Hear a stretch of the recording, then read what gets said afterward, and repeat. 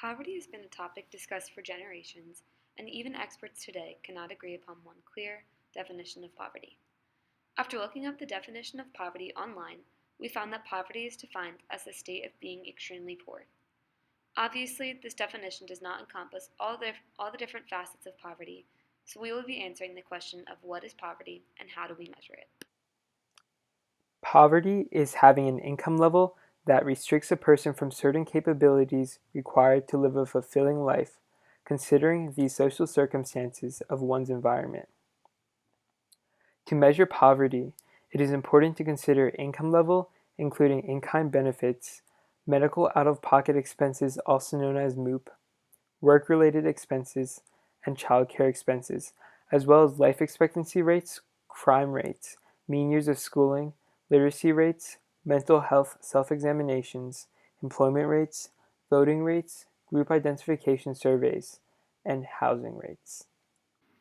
Our definition and measurement of poverty is based upon and shaped by the OPM, the SPM, and the HDI.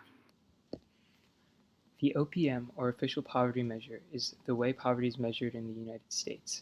It is set by comparing pre-tax cash income against a poverty threshold that is set at 3 times the cost of a minimum food diet or economy food plan, and adjusted for family size.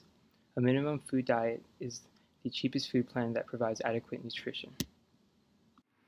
The Supplemental Poverty Measure, or SPM, is a quasi-relative measure that sets the poverty threshold at the 33rd percentile of a family's expenditures on FCSU, which includes food, clothing, shelter, and utilities. In contrast to the OPM, the SPM also takes into account in-kind benefits, as well as Social Security, income taxes, childcare expenses, work-related expenses, and medical expenses. Also, the SPM considers geographical differences and how basic necessities may differ in costs between regions. The HDI, or Human Development Index, is a statistic that is constructed from 3 elements: life expectancy, education, and GNI, or gross national income. It is used to compare and rank countries based on their levels of human development through the indicators mentioned before. The 3 indicators are measured through proxies. Life expectancy is measured by taking the average life expectancy within a country from birth. Education is measured by calculating the mean years of schooling for the population in a country. Income among a population is taken into account by studying the GNI per capita. The GNI per capita is the dollar value of a country's final income in a year divided by its population. It is important to consider one's income level since we buy the majority of our necessities and certain capabilities through income. Therefore, one's poverty status is affected by their income. We decided to consider all factors that may affect one's income level, similar to the SPM, because income alone does not determine whether a person is impoverished or not. This is one of the major flaws of the OPM. We specifically will look at in-kind benefits, which are forms of non-monetary income that help one afford what one needs. Examples of in-kind benefits are EITC, or Earned Income Tax Credit, SNAP, or Supplemental Nutrition Assistance Program, TANF, or Temporary Assistance for Needy Families, Social Security, and government subsidies.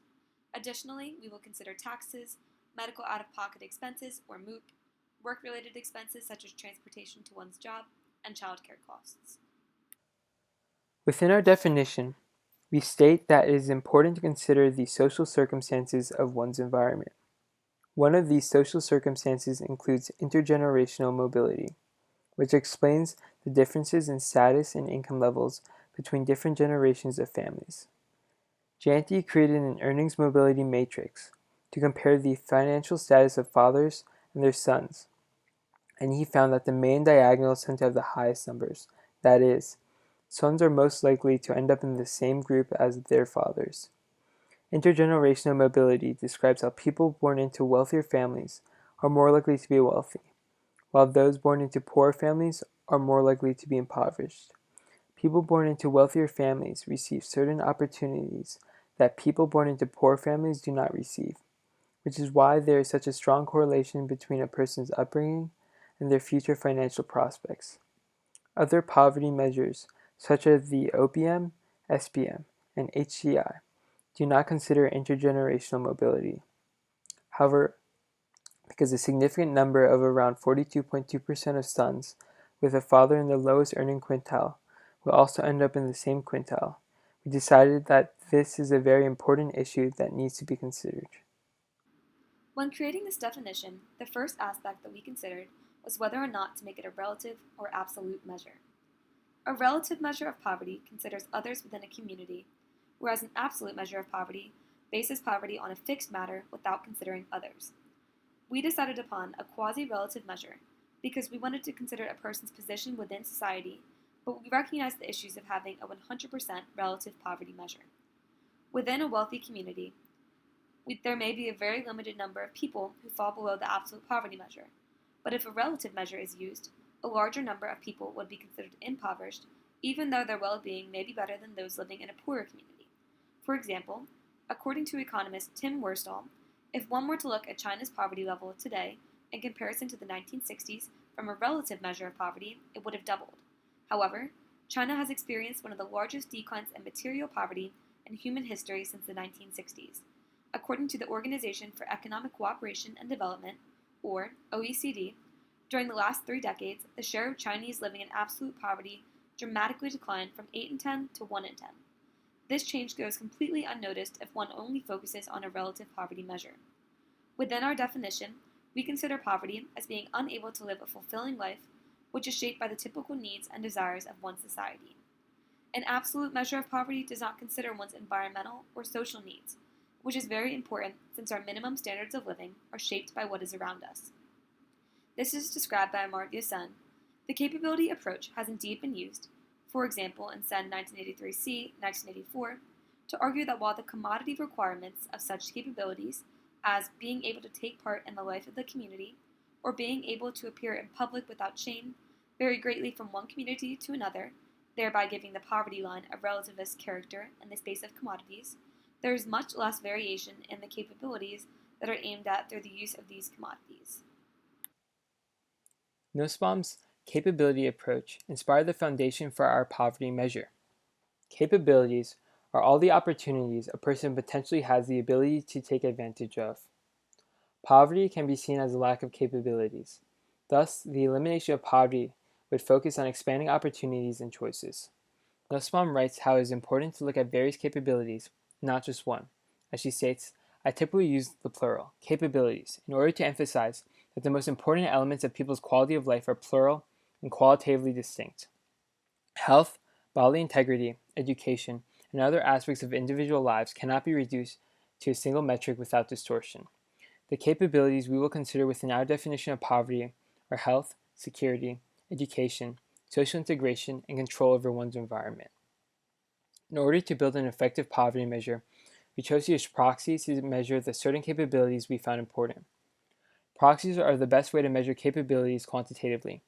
Within the capability of health, we will be considering both mental and physical health by using the proxies of life expectancy rates and mental health self-examinations. Health is an important capability to consider because humans deserve the right to live freely without their life ending prematurely. For the capability of security, we will consider crime rates within one's community in order to ensure a person feels comfortable within their society and is able to live without the constant fear of harmful situations. When considering the capability of education, we believe everyone deserves the right to education if they desire this, so we examine both literacy rates and mean years of schooling. Social integration is another important capability to consider because one's quality of life is typically determined by the lives of those surrounding them, so we use the proxies of employment rates and group identification surveys in order to determine whether a person feels socially integrated in their community. The final capability we consider important is control over one's environment, which is one of Nussbaum's 10 capabilities. This encompasses one's ability to have certain rights, such as the ability to participate politically and own property, so we will measure this with the proxies of voting rates and housing rates. The OPM and SPM do not consider capabilities, which means they fail to consider certain opportunities necessary for one to live a fulfilling life, such as social integration and education. According to Sen, the conversion of income into basic capabilities may vary greatly between individuals and also between different societies, so that the ability to reach minimally acceptable levels of basic capabilities can go with varying levels of minimally adequate incomes. Income is important to consider, however, basic capabilities are another necessary factor to consider when determining if someone is impoverished. Although the HCI considers capabilities, they only consider life expectancy, education, and gross national income. We believe that security, social integration, and control over one's environment should be examined as well because we define poverty as a quasi-relative measure that considers environmental factors within each specific community, which the HCI fails to do. Poverty is a very complex, multifaceted issue that is difficult to define and measure.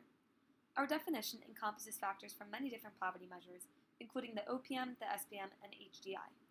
We define poverty from a capability standpoint that considers intergenerational mobility and income levels using a quasi-relative measure and proxies. A more comprehensive measure of poverty, such as the one we propose, could lead to more effective policies to help reduce poverty in the world. However, the viability and the amount of work required to create an effective, holistic measure are barriers at the moment. Today, we look to Google to answer all of our questions, but the truth is, poverty is much too complex for Google.